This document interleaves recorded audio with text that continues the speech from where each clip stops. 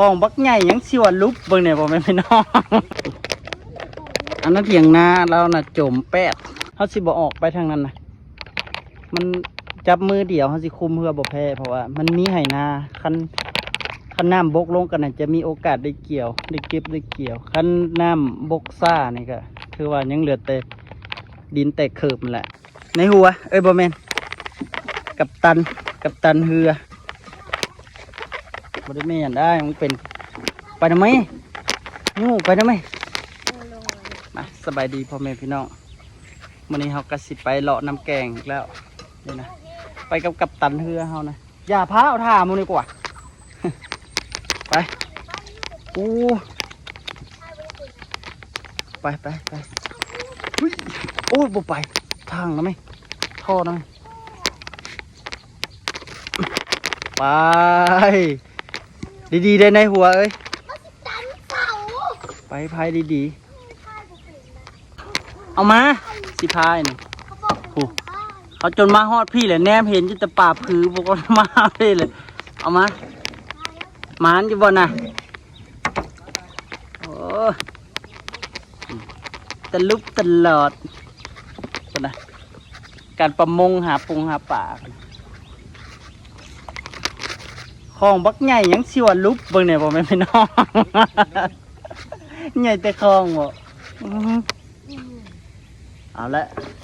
อุ้ยหมดแดงไฟเนี่ยพี่จับไปเลาะน้ำแกง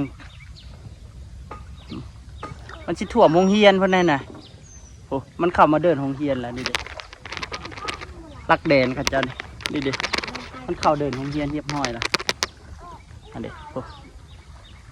พอดีมีเรืออยู่นี่เรือมาจูนน่ะ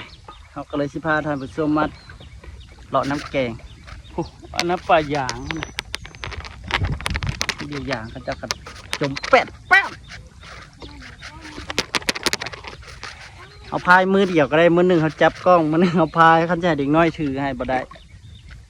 ยันมันอันนั้นนะยันเขาเห็นหลุดมือจุ่มลงน้ำเนี่ยโอ้ยบริการน้ำจากดีเลยลมผ่านมันก็ซบแห้งๆจมเบิดสิพาไปเบิ่งเสร็จตะโอดก็มาดิโอ้จมเบิดแถวนี้นะขาดไถแถวนี้จมมัดทำไมพี่น้อง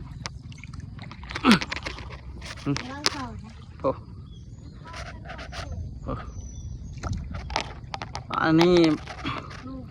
รีบเบิดเลย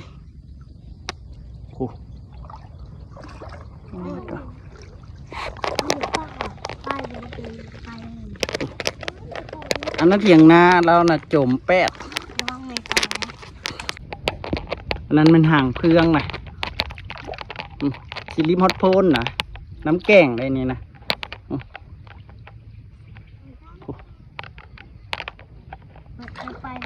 โอ้อันนี้เป็นธงไหนาค่ะเจ้านะ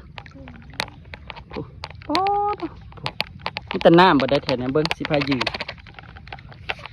เบิ้งขาวมาบเลยแถวนี้นะนั่งบริลงเจ้าจากดีน้ำแกงบริออกมาบักหลายมื้อแต่ว่าน้ำซีน่ะยุบ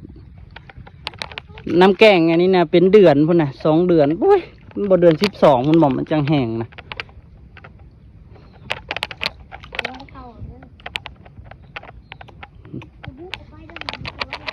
หางเครื่องเกือบจนครึ่งแล้วเขาอันนี้ก็มาข้อนี่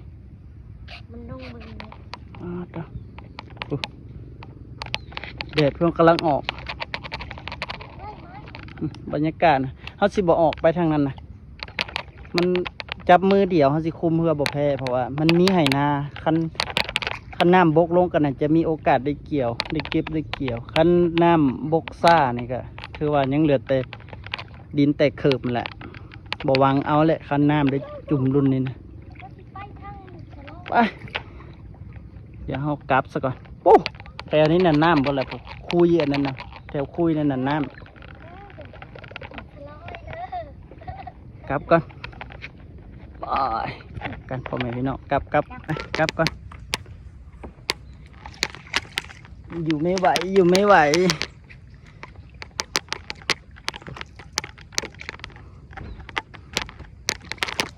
ครับปอดตัวอยู่นาตัวคุยมีเกียร์พันแห้งกระเต็กอยู่หันน่ะบ่เห็นว่าต้นข่าวนะข่าวเบิดนะต้นข่าวมันต่ำริบแล้วก็ริบหญ้ากระเป็นแต่ว่าตัวนี้มันยังมีป่าพอกป่าพือเด้มันก็เลยบ่เห็นข่าวมันเลยหญ้ามันสูงถ้าจริงอันลึกได้น้ำเพียงแอวเพียงเอิกเพียงคอมันเลยลงไปหลุมนะริบปหัวก็มีองลง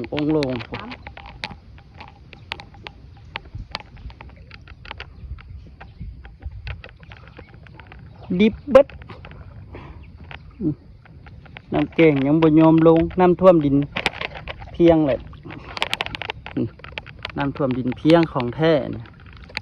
จนจะจำห้องเฮียนพุ่นนะอันนี้เขาเดินมาเป็นเท่าใดมือเลยยังบ่ลงที่เขาห้องเฮียนเลยยังบ่ยอมลงยันแต่เด็กน้อยมาลิ่นแหละครับก่อนคลิปนี้ก็สิจบไว้สำนี้เด้อพ่อแม่พี่น้องไว้สิพาไปหาลิ่นอีกเดี๋ยวได้ไปคุยมีเกียอีกคุยมีเกียน้ำกว้างยันแต่แข่ยันแต่เฮือหล่มกินแข่แล้วใช่ไหมคลิปนี้มีสำนี้ไปแล้ว